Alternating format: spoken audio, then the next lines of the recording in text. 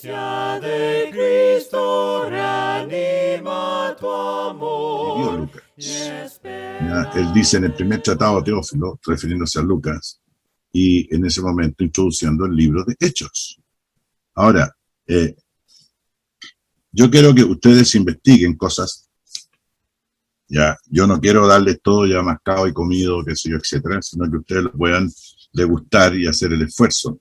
Acuérdense que estas clases, según me enseñaron a mí, ya tienen un valor de un 30%. Otro 30% valor tiene lo que yo digo y otro 30% tiene lo que ustedes estudian y se dedican. Y dejamos un 10% de margen de error o omisión. ¿Eh? Porque a veces quedan cosas o en fin, y no todo se agarra a la primera.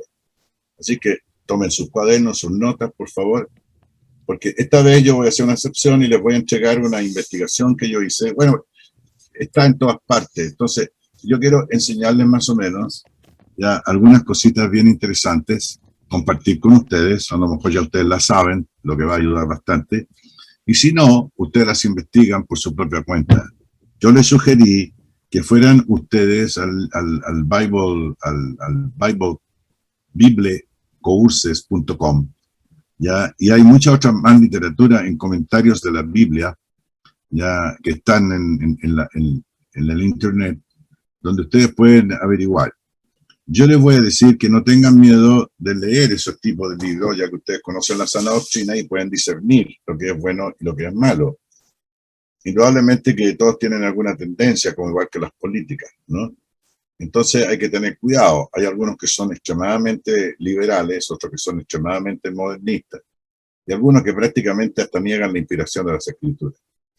Pero haciendo una comparación interesante, lo que yo quiero decir, vamos a omitir toda la información histórica y toda la información geográfica, ¿no es cierto?, que es legítima. O sea, no solamente la pueden decir los que son creyentes de una manera u otra, entre comillas, ¿no?, sino que también, ¿no es cierto?, los estudiosos de las ciencias humanas, y entre ellos la Wikipedia, que mucho cuidado con la Wikipedia porque hay mucha cosa extraña ahí, siempre dejan un espacio, ¿verdad?, para la duda, el error y qué sé yo, etcétera.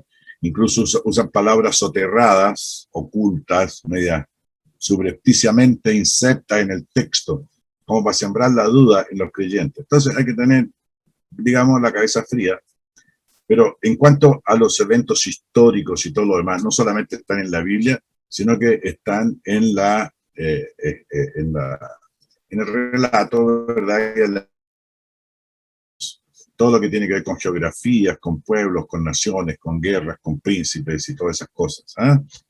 Así que eso también tiene un valor relativo, pero a lo que a nosotros nos interesa es lo que dice la Biblia. Yo el otro día le decía a ustedes que una de las evidencias internas de la inspiración de las escrituras es la evidencia ya que corre paralelo al relato que hace la Biblia. O sea, no son cuentos, como dicen ahí, cuentos del mito urbano o que nació en una leyenda o nació en alguna experiencia que alguien tuvo, no, sino que va en concordancia, ¿verdad?, con algún elemento. Y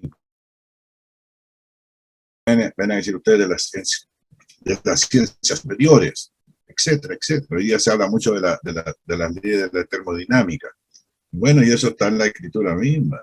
Ya, todo lo que tiene que ver con la astronomía, no astrología. Tiene que ver, qué sé yo, con lo que dice la palabra de Dios. Por ejemplo, en química dice que subsiste y es un elemento químico, el H2O, ¿no es cierto? Y entonces, todas esas pequeñas cosas nos van dando a nosotros, digamos, cierta evidencia del paganismo, sino que con la revelación de Dios mismo. Recordemos un texto muy bueno que dice que el divino poder y deidad se dan por medio de las cosas hechas, de manera que nadie tiene excusa, ¿verdad?, sobre eso. Y es más, hay un libro que yo leí a través de las rocas también y de la naturaleza. como todo se acompaña. Yo el otro día les dije que estaba leyendo una clase, estaba en la clase con un nieto sobre la antropología, ya, el hombre. Y me lo está consiguiendo con su profesor, que es un doctor en filosofía, y está dando una clase de ciencias, ya, en que él está estudiando electricidad industrial, no sé de qué cosa. Bueno, el tema es que yo se los voy a hacer llegar, porque me parece interesante que ustedes lo lean. Fíjense ustedes que concordamos casi en un 80 o 90% con lo que dice una persona, ya que tiene un nivel de educación superior, ¿no es cierto? Ya. Sin embargo, que concuerda con lo que nosotros siempre hemos creído, ¿verdad? Primero la tierra, luego la creación de Dios, que tiene una cosa muy interesante. Cuando estudiamos evidencia del cristianismo o de evidencias ya acerca de la existencia de Dios y todo lo demás, vamos a tratar muchas cosas y ustedes se van a sorprender cómo la Biblia, ¿verdad? Sin embargo, no hace argumento. Sin embargo, dice, en el principio creó Dios los cielos y la tierra y ya está, y se la entregó al hombre. Ustedes investiguen y averigüen cómo. ¿Entienden? Es como alguien decía que los dinosaurios no existían. Bueno, tú vas al Museo Natural de Ciencia de Nueva York y tú entras al museo, lo primero que ves que es un dinosaurio de esos grandotes, como de 5 pisos. Por supuesto que tiene 30-40% de las piezas originales y el resto se las inventan y las van pintando para que sepan qué es lo original y qué es lo que se ha complementado con ello. Pero todo eso para decir de que lo que nosotros estamos estudiando en la palabra de Dios, ¿ya? Son cuestiones que tienen que ver con cosas que son reales, que son ciertas, que son creíbles, que son auténticas, que hay evidencias. En este caso, lugares, zonas de Dios, ¿verdad? Los profetas, los videntes del Señor. Y en este caso, por ejemplo, lo que estamos leyendo ahora, que vamos a estudiar brevemente sobre el anuncio del nacimiento de Juan. Miren, yo quiero decir 2 cosas o 3 acerca de Juan, que es un personaje docente, es un personaje.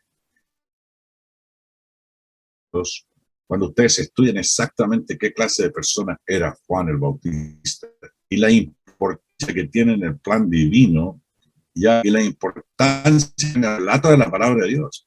Yo nunca, lo digo así, con mucho, que nunca he escuchado un sermón sobre Juan el Bautista.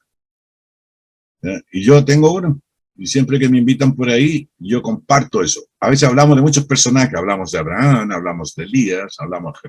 Entonces, yo quiero que pongamos atención aquí a algo, ¿ya? Yo voy a leer una investigación que hice, lo tengo, que sé yo aquí, son 2 páginas que las quiero leer con ustedes. Me habría gustado haberlas puesto ahí, pero ustedes lo van a leer en su casa, ¿vale? Quiero que me escuchen con cuidado, ¿va? Dice, el tiempo y las personas que comienzan la historia de la vida de Jesús, ¿vale? Antes de empezar en el libro, capítulo y versículo. Dice, los versos que siguen, dice, hubo en los días de Herodes, rey de Judea, estoy leyendo Lucas 1, versículo 6, un sacerdote llamado Zacarías, de la clase de Abías. Su mujer era de las hijas de Aarón, y se llamaba Elizabeth. Ambos eran justos delante de Dios, y andaban irreprensibles en todos los mandamientos y ordenanzas del Señor. Pero no tenían hijo, porque Elizabeth era estéril, y ambos eran ya de edad avanzada. ¡Ulala! Luego lo vamos a meter en el texto propiamente tal y lo vamos a repetir. Pero quiero leer lo siguiente. Dice, en los días de Herodes. Estos eventos ocurrieron en tiempo definido. No es que alguien inventó. Este era el hombre conocido como Herodes el Grande, quien estaba al final de un largo y terrible reinado. Étnicamente, el origen de su etnia, de su raza, él no era un descendiente de Israel, sino del hermano de Jacob, Esaú. ¿Se acuerdan que Esaú significa rojo y que se apartó y luego creó al pueblo de los edomitas o idumeo? Por lo tanto, un edomita o un idumeo. Él era conocido por sus espectaculares programas de construcción, él va a ser grande, pero más aún por su crueldad paranoica, que lo llevó a realizar muchas ejecuciones, incluyendo a miembros de su propia familia. Era un malvado, perverso, malo. Era una familia ya de Herodes. Esta familia incluía al padre, luego el hijo, el nieto y hasta el bisnieto. Eran terriblemente malos y perversos. Uno de ellos fue el que le cortó la cabeza a Juan el Bautista. Y ese mismo fue el que, ¿no es cierto?, se complació en perseguir a Cristo, en rechazar a Cristo y en concomitancia, ¿verdad?, con la autoridad romana, matar a Jesucristo. Pero fíjense ustedes, una cuestión muy interesante, que ellos se habían educado en Roma, eran una de las familias pudientes de Israel, se habían hecho judío, pero de origen idumeo, a uno de ellos, el que el Pablo le dice, yo sé que estas cosas, le dice, no se han hecho en algún rincón, yo sé que crees a los profetas, yo sé que crees, y él le dice, casi me persuades, por poco me persuades a ser cristiano, ¿se acuerdan? Ok, Agripa, Herodes Agripa. Era una familia de políticos religiosos enquistados en el Imperio Romano. Recordemos nosotros que el pueblo de Israel tenía una tremenda influencia en el pueblo, en Roma. Ellos manejaban los presupuestos de Roma, manejaban las divisas de Roma, manejaban la economía de Roma. Y parece que los judíos son muy dados a eso. José era una eminencia en ese tipo en esas capacidades, cuando llegó a ser el segundo en Egipto, ¿se acuerdan? Entonces, estos Herodes eran unos bandidos, como los políticos actuales. Bueno, no estoy hablando más de los políticos, pero eran políticos religiosos que estaban interesados en sus propios bienes, qué sé yo, etc. Muchas veces el pueblo lo usaban como medio, ¿verdad?, para conseguir sus propios propósitos. De manera que estamos ante un montón de sátrapas, servidores del Imperio Romano para el servicio de ellos, ¿no es cierto? También muchas de los césares que ellos asesoraban eran los que los ponían a ellos ahí a través de recomendaciones de otros, etcétera, etcétera. Entonces, estamos hablando de personas que son tránsfugas, de personas que son bastante políticos, ¿verdad? Y gente muy perversa, que le tocó vivir al tiempo en que nuestro Señor Jesucristo nació y Juan el Bautista también. Dice, en los días de un sacerdote llamado Zacarías, su mujer, Elizabeth. Estos hechos ocurrieron a las personas definidas.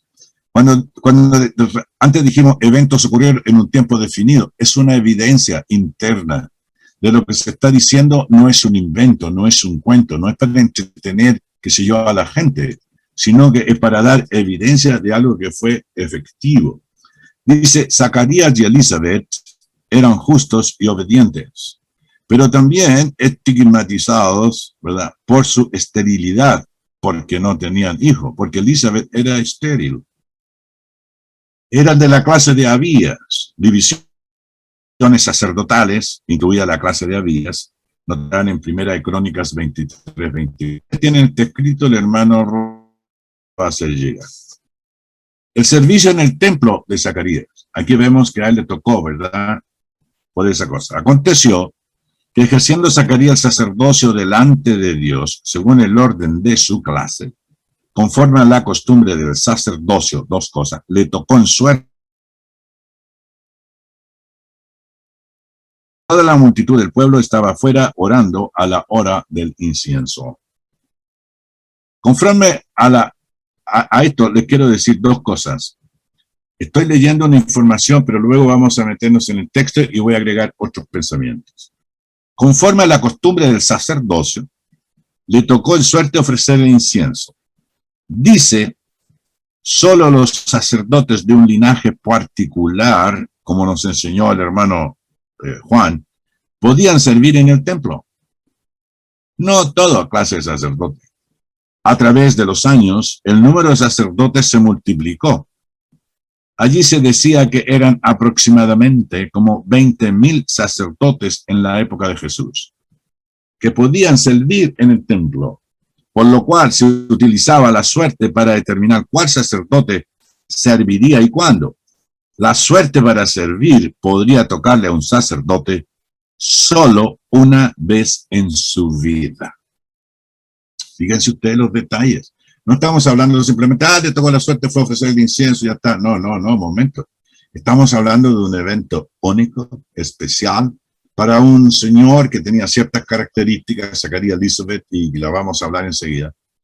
De manera que estamos hablando ante un evento realmente extraordinario. Para un hombre piadoso como Zacarías, este fue probablemente el evento más grande de su vida. Un privilegio tremendo. Oportunidad de una vez en la vida. Seguramente se preguntó cómo sería entrar en el lugar santo y si Dios tenía algo especial para decirle en este evento tan especial de su vida. Fíjense ustedes cómo estamos entrando, ¿verdad?, en el tema que vamos a ver, que no es un tema menor, ¿vale? Es muy importante. Es tan importante que Lucas es el único que le dedica casi un capítulo entero a esto. Y también le dedica un capítulo entero a Jesús, porque hace una comparación y luego le va a dar una tarea a ustedes. También es fácil imaginar que Zacarías le pidió a los sacerdotes que ya habían realizado este servicio, ¿cómo era? Preguntándole si tenía alguna experiencia espiritual única cuando ministraban en la presencia del Señor. Este evento se llenó de una enorme expectación. Ofrecer el incienso, ¿qué era? De acuerdo a la ley de Moisés, el incienso se ofrecía a Dios en el altar de oro todas las mañanas y todas las tardes, según Éxodo 37:8. En ese momento ya había un ritual establecido para la práctica. Había varias suertes emitidas para determinar quién haría que en el sacrificio de la determinaba quién limpiaría el altar y preparaba el fuego. La segunda suerte determinaba quién mataría el sacrificio de la mañana y rociaría el altar, el candelabro de oro y el altar del incienso. La tercera suerte determinaba quién vendría a ofrecer el incienso. Este era el deber más privilegiado, ofrecer el incienso. A los que les tocaba la primera y segunda porción, repetirían su deber en el sacrificio de la tarde, pero esto no aplicaba al de la tercera suerte. Ofrecer el incienso era una oportunidad única en la vida. O sea, estamos hablando de algo realmente trascendental e importante. ¿Por qué creen ustedes que escogió Lucas esto? Él quiere hacer un gran punto ahí, ¿verdad?, de la importancia que tiene. Acuérdense que él investigó todas las cosas desde su origen, ya, y las investigó, y las escribió, y las puso por orden, qué sé yo, etcétera, con una mente analítica, para que nadie les engañe, para que seas bien instruido.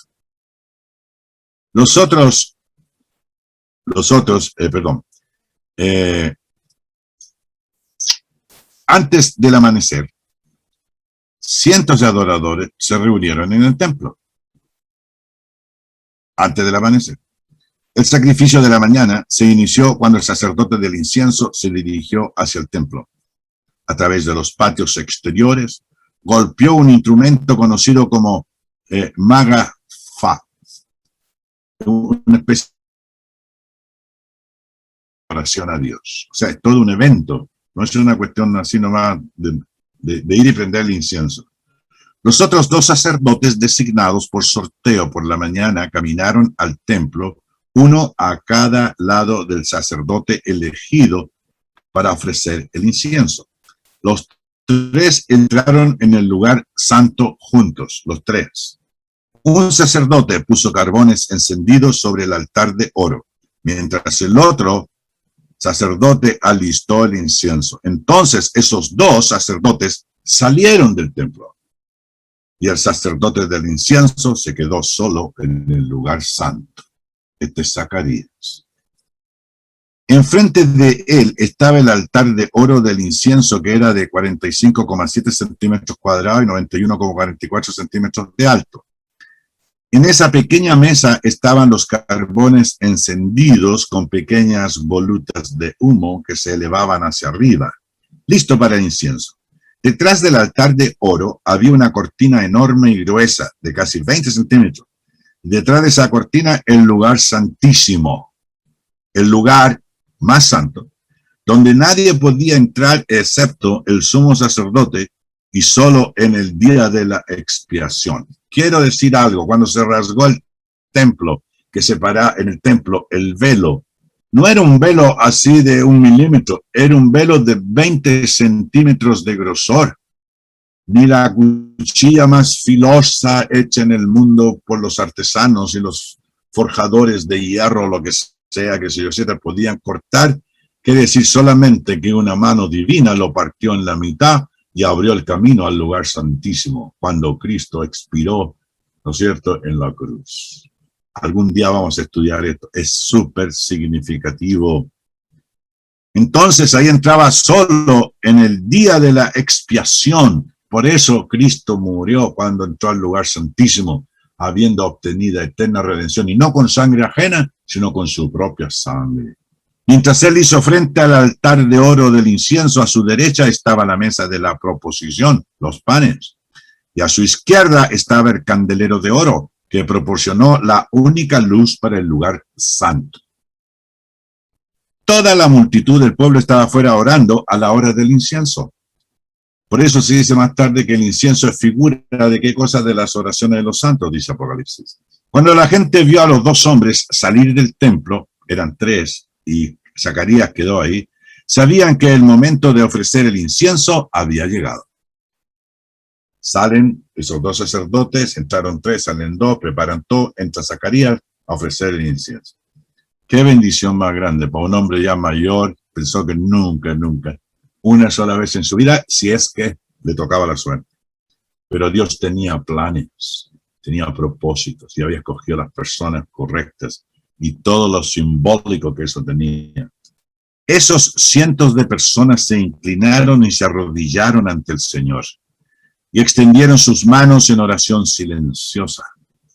Ellos sabían que en ese momento el sacerdote del incienso oraba en el lugar santo, en la misma presencia de Dios para toda la nación. Siguieron varios minutos de silencio en todos los recintos del templo, mientras Zacarías se quedó en oración en el lugar santo durante la experiencia más solemne de su vida. La conexión entre la quema de incienso y la oración puede parecer extraña para algunos, pero en la palabra de Dios, la quema de incienso es una imagen fuerte de antemano, yo creo. Incluso pudo haber sacado una lista de oración, ¿no es cierto? Aunque es más probable que la memorizó. También sabía cuánto tiempo orar porque había asistido al sacrificio de la mañana y como un adorador muchas veces antes, y sabía cuánto tiempo el sacerdote del incienso se quedaba en el templo. Debe de haber orado por la necesidad de la nación de Israel, que fue ocupada y oprimida por los odiados romanos. Debe haber orado para que Dios envíe al Mesías. Probablemente habría pensado que estaba mal incluir sus necesidades personales en un momento tan sagrado. Dios lo sorprende. Y lo sorprende de una manera maravillosa en medio de la solemnidad que cualquiera de nosotros hubiese querido tener.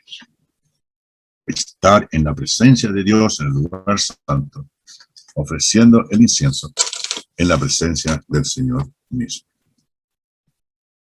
Con eso en mente, quiero que abran sus Biblias al libro de Lucas 1, versículo 6. Ustedes pueden investigar todo lo que yo ya leí, que está, ¿no es cierto?, en muchas partes donde se puede conseguir. En el versículo 6 dice que Zacarías y Elizabeth, ambos eran justos delante de Dios y andaban irreprensibles en todos los mandamientos y ordenanzas del Señor. Hermanos, ¿qué clase de individuos eran Zacarías y Elizabeth? Consagrados al Señor, entregados 100%, ya mayores, sin esperanza de tener hijos, sin esperanza de tener nietos, nada de eso, habían llegado fieles al Señor hasta el final. Yo quiero compartir con ustedes un sermón que preparé hace muchos años, que se encuentra ya cuando yo estudiaba varias veces el libro de Job. Es un libro realmente interesantísimo, se los recomiendo a los hermanos, que abran sus Biblias, por favor, a Job, capítulo 1, versículo 1. ¿Estamos? Muy bien. Yo quiero hacer la siguiente pregunta, hermanos. Ambos eran justos delante de Dios. Mi sermón se llama ya las características de un hombre bueno y justo. Y cuando digo hombre me refiero a la humanidad, ¿no es cierto? Varón, hembras, todos. Dice la palabra del Señor. Hubo 1:1 de Job, dice. Hubo en tierra de Uz un varón llamado Job. Y este era hombre, 4 cosas. Perfecto, recto, temeroso de Dios y apartado del mal. Pero eso lo dice el escritor del libro de Job. Pero luego lo ratifica el Señor. Este diálogo con el maligno, Satanás, porque dice, bueno, tú estás con Job porque tú eres bueno y qué sé yo, pero toca todo lo que tiene y mira cómo te va a blasfemar contra ti. Y entonces el Señor le dijo a Satanás, verso 8, 1:8, ¿no has considerado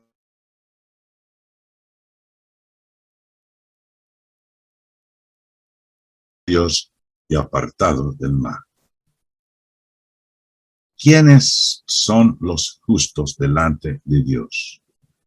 Los que son perfectos, los que son rectos, los que son temerosos de Dios y los que son apartados del mal. Voy a definir qué significa en el contexto y en la Biblia en general la palabra perfecto. Perfecto en hacer toda la voluntad de Dios. ¿Eres tú un hombre con esas características? ¿Soy yo un hombre de esas características? Todos los hombres justos delante de Dios van a ser de esa manera. Perfectos en hacer toda la voluntad de Dios. Segundo, recto, dice. Recto significa moralmente justos. Tercero, temeroso de Dios. Aquí van a volar plumas. La gente dice, yo tengo mucho temor de Dios, el temor de Dios, el temor de Dios. No. ¿Qué significa la expresión en el contexto y en la profundidad del significado de la palabra de Dios revelada? Ser temeroso de Dios, obediente disposición. Una persona que es temeroso de Dios, obediente disposición a los mandamientos y las obligaciones que tenemos como hijos de Dios. Y cuarto, dice, apartado del mal. ¿Qué significa? Significa santificado al Señor. Soy yo, eres tú, hermano querido. Tenemos estas 4 características. Perfecto en hacer toda la voluntad de Dios. Recto, moralmente justo. Temeroso de Dios, obediente disposición. Apartado del mal, santificado al Señor. Esta es una persona justa delante de Dios. No es justo el que va todos los domingos a la reunión o que da buenas ofrendas o qué sé yo, etcétera, y que es generoso, qué sé yo, no. Una persona es justa delante de Dios cuando es perfecto, cuando es recto, cuando es temeroso de Dios y cuando es apartado del mal.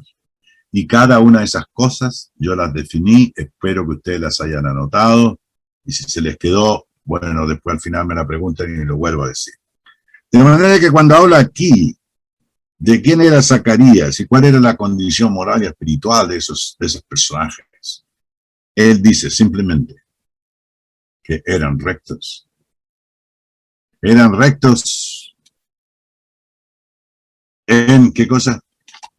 Perdón, hasta yo ahora se me fue. Eran rectos, ahí, eran rectos, perdón, eran perfectos en hacer toda la voluntad de Dios. Zacarías dice, eran perfectos en hacer toda la voluntad, eran rectos, moralmente justos, eran temerosos de Dios, tenían obediente disposición y apartados del mal, eran santificados al Señor. Entonces, estamos hablando de personajes realmente importantes.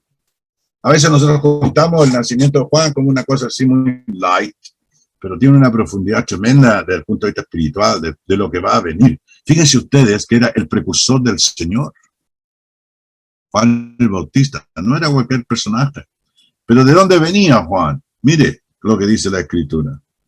Pero no tenían hijos porque Elizabeth, o Eliseba, mujer de Aarón, era estéril y ambos eran ya de edad avanzada. Yo quiero decirles aquí que hay varias cosas que son exactamente iguales y muy semejantes las comparaciones entre Juan el Bautista y Jesucristo. Las vamos a ver cuando terminemos de estudiar la vida de Jesucristo. Pero para muestra, un botón. Sus padres eran fieles siervos de Dios. A ambos le apareció el mismo ángel Gabriel. A Zacarías en el lugar santo y a María. ¿Se acuerdan? Ambas eran mujeres que no tenían hijos. Ambas nacieron sus hijos por medio de la intervención divina, una por medios naturales y otra por medios de un milagro divino. Uno era el hijo del hombre, el otro era hijo de Dios. Ambos eran varones, el ángel le da el nombre. Ambos predican la misma cosa, el reino de los cielos se ha acercado. Ambos murieron por la causa que creyeron. ¿Me entienden?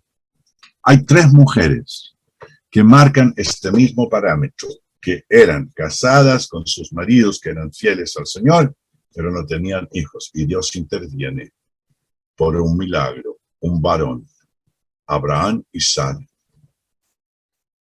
Luego Elizabeth y Zacarías y Elizabeth, lo mismo. No tenían hijos, ya eran mayores, un milagro, pero usando medios naturales. ¿Verdad? Y luego, María, José y María.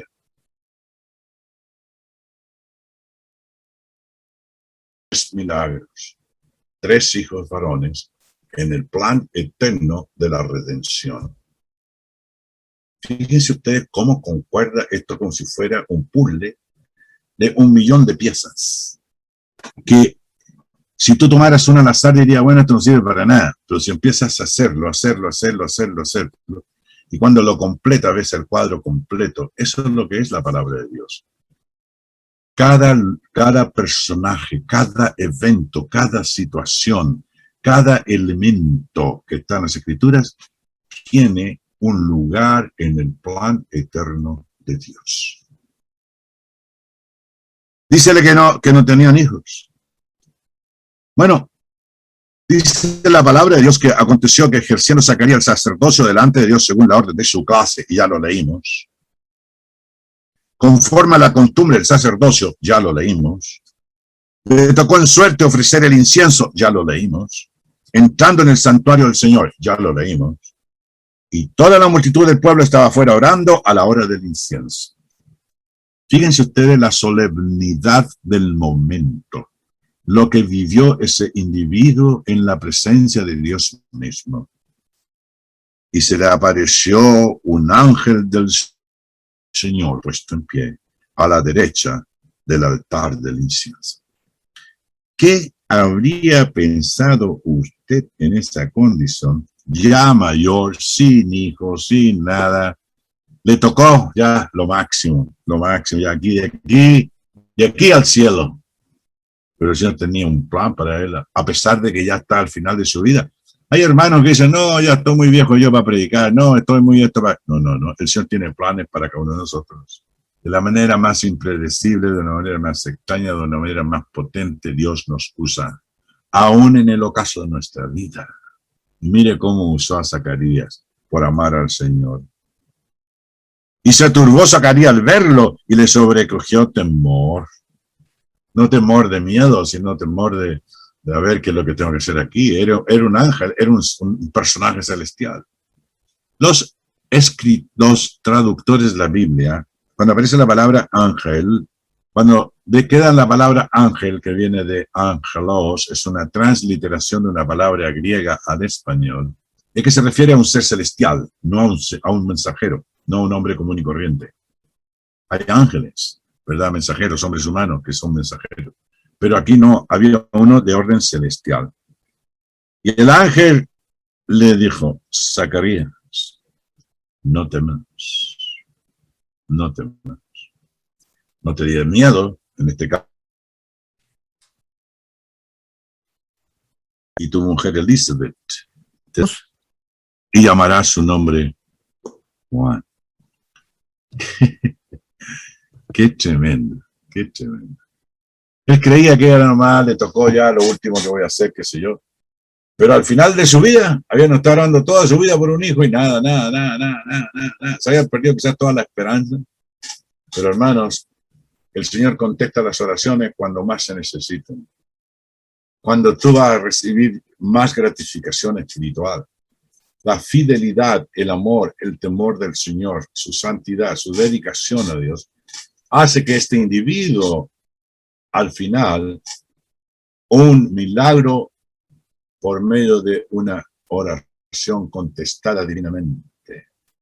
Y termino diciendo, y tendrás gozo y alegría y muchos se regocijarán de su nacimiento. 1, porque será grande delante de Dios. 2, no beberá vino ni sidra y será lleno del Espíritu Santo aún desde el vientre de su madre.